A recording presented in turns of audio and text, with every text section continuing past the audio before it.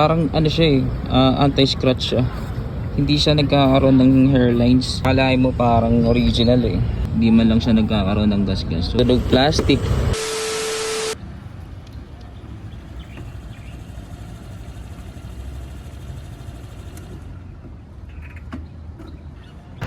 So may mga nagtatanong kasi guys tungkol dito sa fender natin na carbon, tsaka yung mga fairings natin dito cover, tsaka itong sa head natin.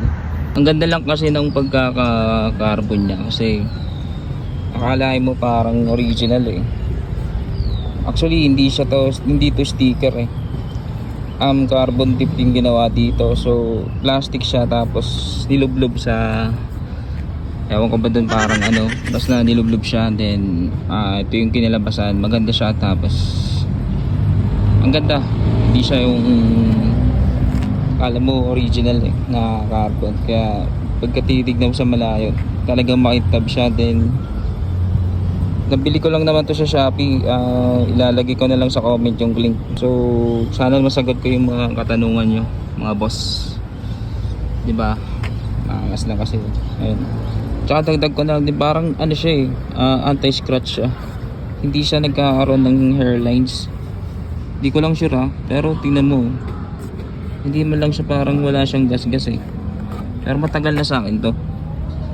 Matagal ko nang ginagamit itong mga to. Hindi man lang siya nagkakaroon ng gas-gas. So yun lang yung mga kinaganda niya dito. So kung trip nyo rin tumagan to boss, nasa comment below. Ipapakita ko na lang din sa inyo kung talagang hindi siya sticker sa loob. Ayun, kung mapapansin nyo, hindi siya sticker guys.